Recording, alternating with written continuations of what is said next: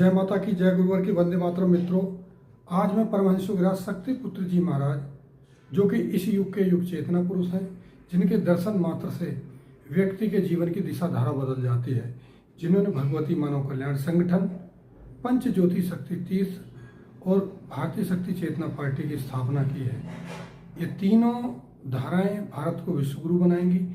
1 लाख भगवती मानव कल्याण संगठन के साधक कार्यकर्ता भारत माता को विश्वगुरु बनाने के लिए, धर्म की स्थापना के लिए, सनातन धर्म के पुनरुत्थान के लिए काम कर रहे हैं। हम सौभाग्यशाली हैं कि ऐसे युग चेतना पुरुष परमहंस योगीराज शक्ति पुत्र जी महाराज से जुड़ने का, उनके चिंतन सुनने का और उनके दर्शन करने का सौभाग्य हमको प्राप्त हो रहा है।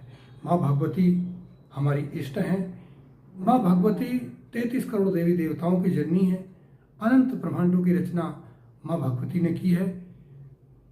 समस्त प्रकृति का संचालन, समस्त ब्रह्मांडों का संचालन माँ भगवती करती हैं। इसलिए परमहंस योगीराज शक्ति पुत्र जी महाराज ने बताया कि माँ भगवती की साधना से ही आपके जीवन में उन्नति और आपको मूल शांति प्राप्त होगी। सुनिए ये चिंतन, धारण कीजिए, आपके जीवन में निश्चित रूप से बदलाव आएगा। ये चिंतन अपने रिश्तेदारों को, मित्रों को अवश्य भेजें, जिससे उनके जीवन में अगर निराशा है तो आशा का संचार हो सके। 10 मिनट के ये चिंतन अगर आप सुनेंगे तो निश्चित रूप से आपके जीवन में बदलाव आएगा। आपने अगर ये चैनल सब्सक्राइब नहीं किया है तो इसको सब्सक्राइब करें, अन्य लोगों को भी जोड़ें। जय माता की, जय गुरुवर की। उस अटूट निष्ठा विश्वास को धारण करो और न सीखो। निष्ठावान बनो। निष्ठा सहज भाव से नहीं प्राप्त होती, उसके लिए सात्विकता पवित्रता का जीवन जीना पड़ेगा। नित्य पद की साधनाओं में बैठना होगा। कुछ वक्त ही निकालो, कुछ कदम इधम, कुछ कदम उधर, इससे बढ़ने से काम नहीं चलेगा। धार्मिक पुस्तकों का अध्ययन करो। मैं नहीं कहता कि कथाएं मत सुनो, सुनो, मगर सुनने से अधिक धारण करना सीखो। केवल इससे नहीं कि हम चले गए, हम भी कुछ नाच गाना कर लिया, इससे हमारा कल्याण हो जाएगा। उससे ज्यादा कल्याण होगा अपने घर में अगर 5 मिनट, 10 मिनट, आधे घंटे बैठना, उस जगत जननी के ध्यान साधना में बैठना सीखना शुरू कर दोगे। उन मंत्रों का जाप करना प्रारंभ कर दोगे जिनसे आपके शरीर के अंदर चेतना तरंगें पैदा होनी है। एक एक मंत्रों की रचना करने के लिए हमारे ऋषियों मुनियों ने कितनी कितनी तपस्याएं की, तब उन मंत्रों को समाज को मानवता के कल्याण के लिए प्रदान किया। इतनी बड़ी संपदा हमारी ऋषियों मुनियों ने छोड़ रखी है मानवता के लिए, और उस संपदा की ओर हमारे अंदर आकर्षण पैदा ना हो, उस तरफ आकर्षण पैदा करो। उस जगत जननी की आराधना में अपने अंदर एक अपने आप को बिल्कुल शिश्वत बना लो कि जो बीत गया बीत गया, अब मुझे अपने आप को संवारना है, अपने आप को हर पल पवित्रता की ओर बढ़ाना है। कोई ऐसा आहार न करूं, हर 15 मिनट, 10 मिनट, 1 मिनट में, आधे घंटे में नित्य प्रति विचार करूं कि मेरे विचार इधर उधर तो नहीं भग रहे, निरर्थक चीजों में तो नहीं जा रहे जिससे मेरी ऊर्जा नष्ट हो रही हो। हर उस विचारों में रखो जिससे ऊर्जा की प्राप्ति हो रही हो, चेतना की प्राप्ति हो रही हो। उस आकर्षण को पैदा करो। निष्ठा विश्वास से यदि उस जगत जननी की आराधना की जाए तो अंतर मन तृप्त हो जाता है। उसी तृप्त में तो हमारी सतोगुणी कोशिकाएं प्रभावित होती हैं, हमारे सतोगुणी सेल चार्ज होने लगते हैं, हमारी प्राण चेतना चैतन्य होने लगती है, हमारे कार्य करने की क्षमताएं बढ़ जाएंगी, निर्णय लेने की क्षमताएं बढ़ जाएंगी, हमारी बौद्धिक क्षमता बढ़ेगी, हमारी मानसिक क्षमता बढ़ेगी। उधर अपने अंदर आकर्षण पैदा करो। अस्थिरता का जीवन मत जियो, स्थिर चित्त बनो। चित्त की एकाग्रता हासिल करके ही निष्ठा जागृत की जा सकती है। जब तक अपने स्वयं के चित्त की एकाग्रता को हासिल नहीं करोगे, तुम कतई निष्ठावान नहीं बन सकते। और उसके लिए नित्य प्रति विचार करना पड़ता है, नित्य प्रति अपने शरीर का शोधन करना पड़ता है। जिस तरह आप नित्य प्रति स्नान करते हो, यदि स्नान नहीं करोगे, कपड़े नहीं धुलोगे तो मल लगता चला जाएगा, शरीर दूषित होता चला जाएगा। उसी तरह आज के वातावरण में जिस परिवेश में हम रह रहे हैं, जिस तरह की तरंगे चारों तरफ प्रवाहित हैं, उनका हमारे जीवन में प्रभाव पड़ता है। गलत कार्य, गलत विचार, गलत सत्संग, गलत वातावरण में रहने से तो हमें कुछ क्षण उस वातावरण से निकालना ही होगा।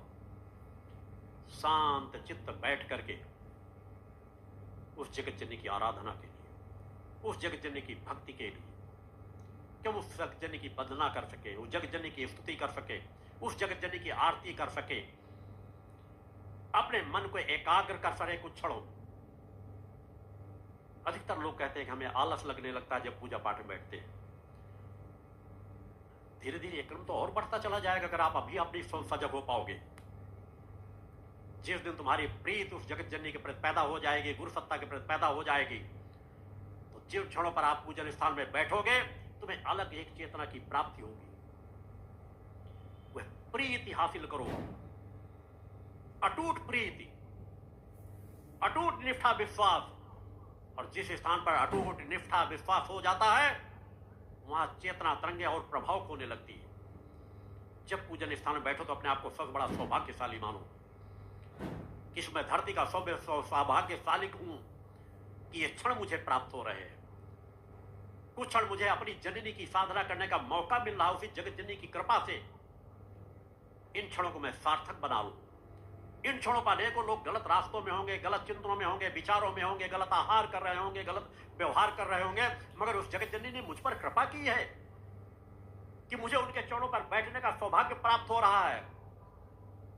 तो मैं इस संयोग को चेतना में बदल लूं।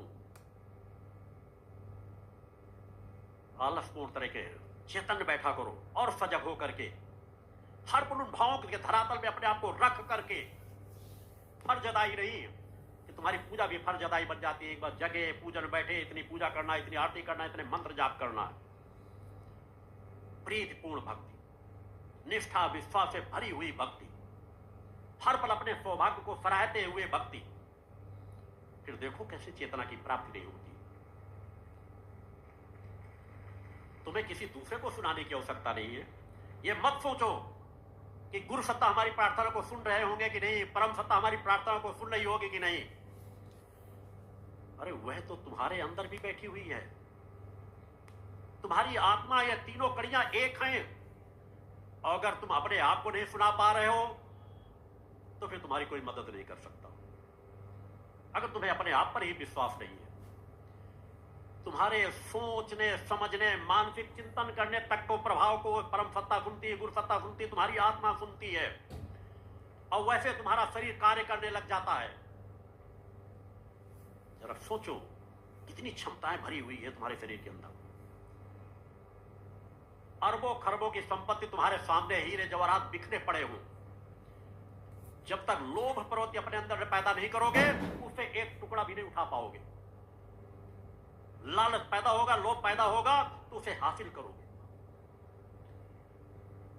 किसी को तुम एक अपशब्द नहीं कह सकते, किसी को एक तमाचा नहीं मार सकते जब तक अपने अंदर वो क्रोध प्रवृत्ति नहीं पैदा करोगे।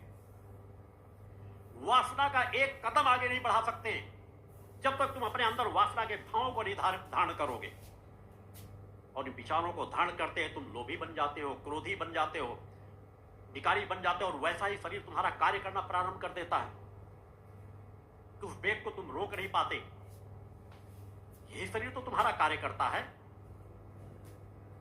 और वही विचारधारा अगर सतोगुणी बना लो कि जब मैं थोड़े सोचने क्रोध अपने अंदर पैदा करता हूं, मेरा शरीर क्रोधित हो जाता है और मैं दूसरों पर जैसा चाहता हूं वैसा प्रहार कर बैठता हूं।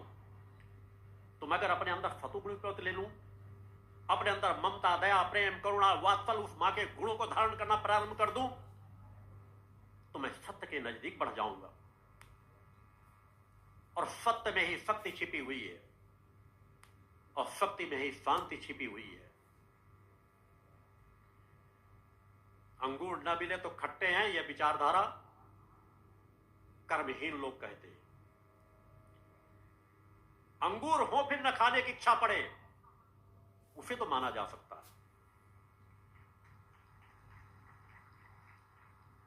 शांति उसी को हासिल हो सकती है जिसके अंदर शक्ति होगी, शक्तिहीन क्या शांति को हासिल करेगा? वो तो अपने शरीर की कोशिकाओं को शिथिल करके डाले हुए है। कई लोग कहते हैं हम तो शांति का जीवन जीते हैं। कुछ नहीं जीते शांति का जीवन। अगर तुम्हारे अंदर शक्ति नहीं है तो तुम शांति का जीवन नहीं जीते, तुम कायरता का जीवन जीते हो, नपुंसकता का जीवन जीते हो, निष्क्रियता का जीवन जीते हो, निराशा का जीवन जीते हो, आलस्य का जीवन जीते हो। अगर तुम्हारे अंदर शक्ति है तभी तुम वास्तव में शांति का जीवन जी सकोगे कि मेरा जीवन पूर्ण है, मैं हर कठिनाई का सामना कर सकता हूं, मेरे अंदर पूर्णता है, मैं स्वयं के जीवन का कल्याण कर सकता हूं, दूसरे के जीवन का भी कल्याण कर सकता हूं। तभी तो शांति हासिल कर सकोगे। जिस दिन तुम निर्भयता का जीवन जीने लगो कि कोई भी शत्रु मेरा बाल बांका नहीं कर सकता, वो असली शांति है। हमारे सनातन में कोई भी देवी देवता ऐसा दिखाई देता है जो हाथों में हथियार न लिए हो,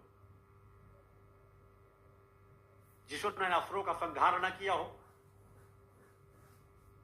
और इसी धरती में जन्मे हुए राम और कृष्ण को ही देख लो, वो शक्तिवान थे, धीरज था, धर्म था, शांति थी,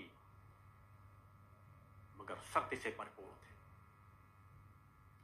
तपस्वी भी थे, महान योद्धा भी थे। सामर्थ्यवान लोग ही तो दूसरों को क्षमा कर सकते,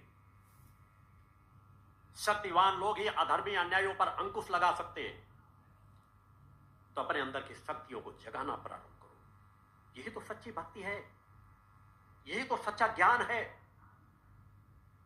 कि अपने अंदर एक विशेष ललक पैदा करो, विशेष तड़प पैदा करो,